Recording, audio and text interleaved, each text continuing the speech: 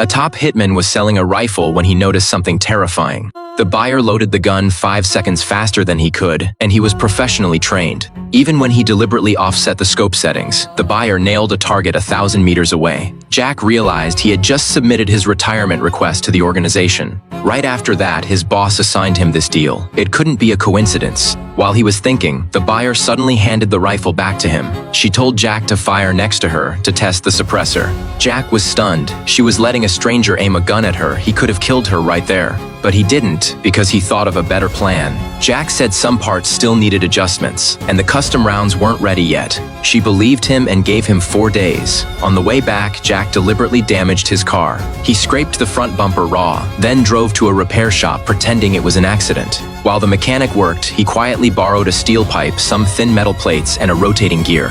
He would use these to carry out his plan, to avoid being tracked. He rented a hidden place in a back alley. No broker fee. Jack took apart the gear, removed the bearings, cleaned them, then slid the metal plates over the shaft and hammered them into the shape he wanted. He cut the steel pipe into identical small sections and stacked them together.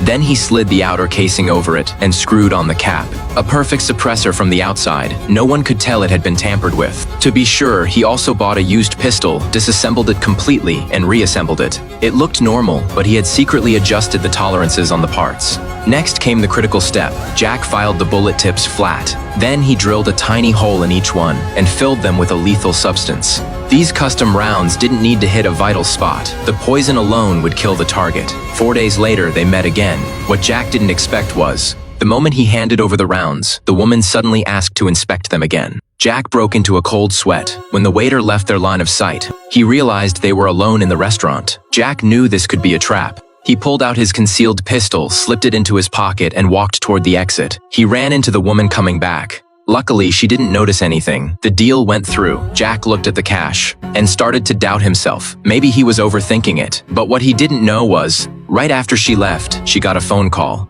The next day, the woman showed up at the hit location with a sniper rifle. Her target was Jack. She aimed at his head and pulled the trigger, but the rifle malfunctioned and the shot went wild, hitting her instead. Jack ran over and confirmed the hit woman was the buyer. He asked who sent her. His boss wanted him dead. Jack was right. His boss was eliminating witnesses. A month earlier, he and his girlfriend had gone to a remote forest, hoping to finally live in peace.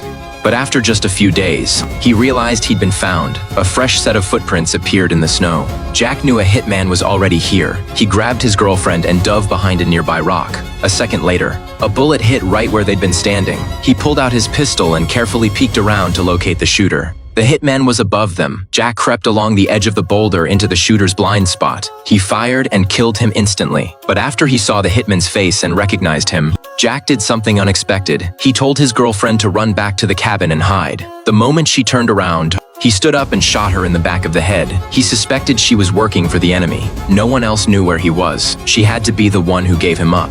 He'd killed 2 people, but he knew there had to be more. Sure enough, another hitman was hiding nearby. The moment the man moved, Jack appeared and shot him several times, dropping him on the spot. The place wasn't safe anymore. Jack took a train to Munich and called his boss from a payphone. They meet at a cafe, and his handler shows up, handing Jack a set of car keys. He tells him to lay low in a nearby town called Castroville and wait for his call. But Jack doesn't follow orders. He drives in the opposite direction instead. He tosses the phone and map his handler gave him, suspecting they're bugged with trackers. As a top assassin, trusting no one is the only reason he is still alive. Not even his girlfriend or his handler. Soon he arrives in a small town called Castamonte. Before long, he meets a woman named Clara, and the two quickly start dating.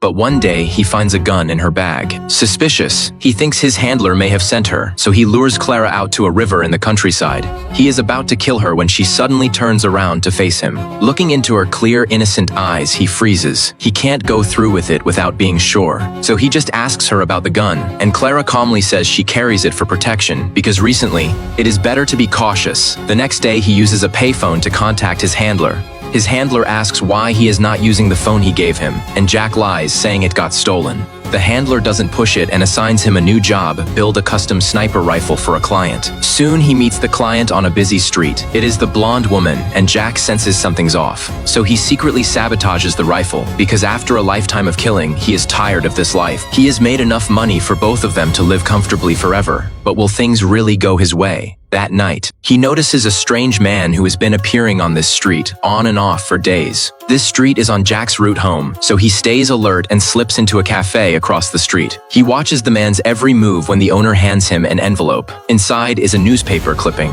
It is a report about the hit in Sweden, and Jack realizes what is happening immediately. He looks outside and sees the man in the car is gone. On his way home, he stays on high alert for an ambush. But he doesn't know the man is right behind him. At the next corner, Jack suddenly speeds up and ducks into a doorway. He knew he was being followed all along, and the assassin quickly pulls his gun. Jack carefully takes off his shoes to move silently, then attaches a suppressor to his pistol. He waits for the man to pass, then quietly follows, but just as he is about to pull the trigger, a motorcycle suddenly comes roaring up from behind, and the assassin spins around and opens fire. The rider coming off his shift is killed instantly, and Jack grabs the bike to chase him down. The assassin realizes he is blown and floors it. Jack chases him through the streets, firing repeatedly. At a turn, Jack shoots out his tire and the car spins out of control into the guardrail. Before the man can draw his weapon, Jack rushes up, grabs him, and snaps his neck instantly. After this, Jack knows he'll never have peace unless he takes out whoever's behind all this. So he calls his handler on the phone. The handler shows zero concern for his safety, and Jack realizes immediately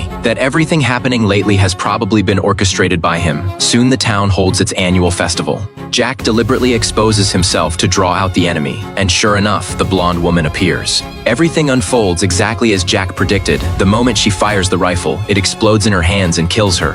After taking out the female assassin, Jack tells Clara to wait for him by the river. Once he is done, he'll meet her there, and they'll disappear together after years of contract killings. He knows too many of his handler's secrets, so the man has to silence him for good. They both know each other well. It is just a matter of who slips up first, and his handler is already behind him. But as a top assassin, Jack senses the threat instantly and slowly comes to a stop. In the end, Jack's faster 2 shots to the body, 1 to the head, and his handler drops like a stone. Jack gets in his car and races to meet Clara, but suddenly he feels something wrong. He reaches down and realizes he has been shot too.